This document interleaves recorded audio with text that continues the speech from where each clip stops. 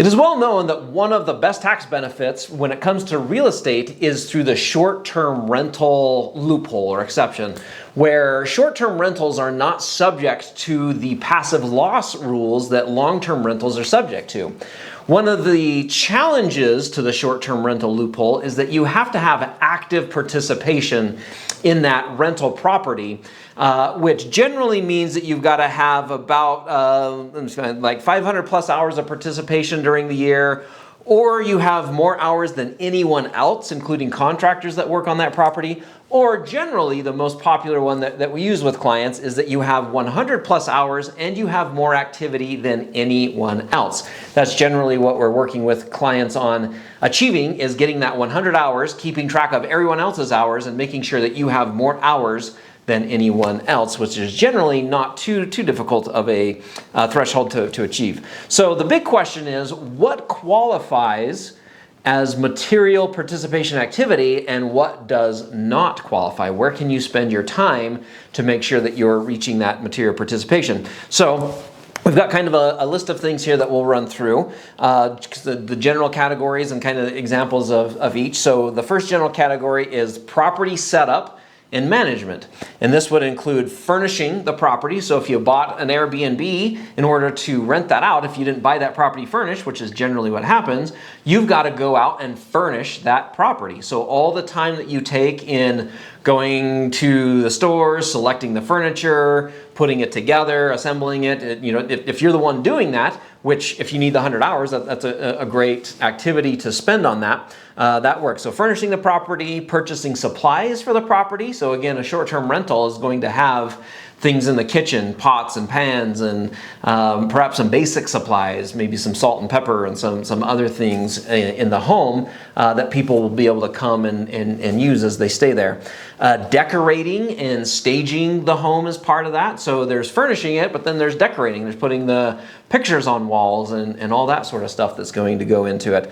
And then installing smart systems. A lot of Airbnbs will need smart locks installed on those so that when somebody shows up to the property, you don't have to like hand off a physical key to them, right? You just give them a code, a temporary code that they can use while they're there. And so your time put into finding that system, installing it, making sure it works, that all would qualify as material participation.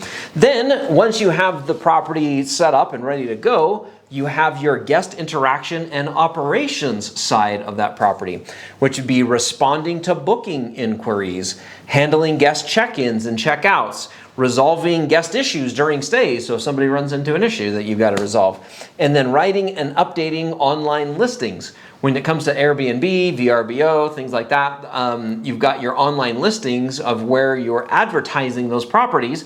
You've got to update those from time to time, make sure that they're accurate, so that all counts as material participation hours. Then you have the marketing and listing management of that property. So creating or optimizing listings. So when you first get the property, you're going to have to figure out how to get that listed on Airbnb, get it listed on VRBO. Is one better than the other? Taking property photos, you got to go through the property, take photos, maybe video, get those listed on those sites so that people can see what that property looks like and generate interest in staying there. And then managing pricing and promotions. You're going to have to do some research. You're going to have to look around and see what are other properties in the area renting for and what could you potentially rent your property for. So that all accounts for material participation. Then you've got your ongoing maintenance and repairs of that property. Something's going to break inevitably. Somebody's going to plug a toilet or clog a sink or something's going to happen along those lines. So performing or coordinating repairs and maintenance goes into that as well. You don't necessarily have to be the one to go unplug the toilet. You can call the plumber and do that, but if you're the one that's coordinating that and being involved in that process, then those hours count. Property walkthroughs before and after guest stays. Maybe you have you want to be on site there with the guests when they show up and walk them through and make sure that they know and understand things. And then cleaning. If you happen to do your own cleaning after a guest comes and stays, you can hire that out or you can do that. And if you're in the first year, say trying to meet the material participation hours, maybe it's not terrible to go and do your own cleaning and do things that you would normally hire other people to do, But when it comes to getting the loss from the short-term rentals, we just have to meet the material participation rules for the first year to get all the losses. And then going forward, you can hire all of these things out because we're not as worried about the material participation. So if cleaning up the property after someone stays there, or unplugging a toilet, or walking someone through, if all that sounds onerous and something you don't really want to do, it's only something you have to do for a short time just to get the tax benefits from that property, and then you don't have to do that anymore going forward. There's also scheduling and coordination, so managing calendars across platforms, and then coordinating with contractors, cleaners, and landscapers that will come in and take care of things. Then we get into the administrative and financial part of it. So bookkeeping and tax preparation for a short-term rental, if you wanted to do your own bookkeeping and your own tax preparation, the time that you put into doing those would count for material participation. Reviewing reports and tracking performance would count. So, monthly, if you're spending, or weekly, you might be doing that weekly, checking your reports and things like that. Maybe that's an hour a week that you spend there. If you did this for an entire year, that's like 52 hours right there that you could spend each week reviewing reports, doing the bookkeeping.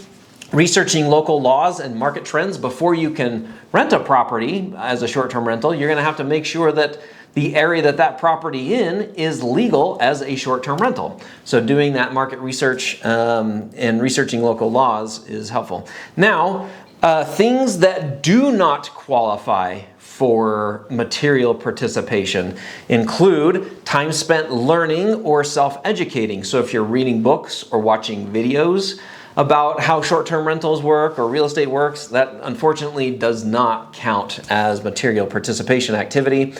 Same with time spent traveling to and from the property does not count. So ideally you'd have a property closer to you than further, because all the travel time you spend isn't going to count for anything on that. And then activities done primarily by hired help also does not count unless you're actively managing those people. Then your time actively managing them counts. But if you're not actively managing them, then that time would not count. So those are the material participation rules around short-term rentals.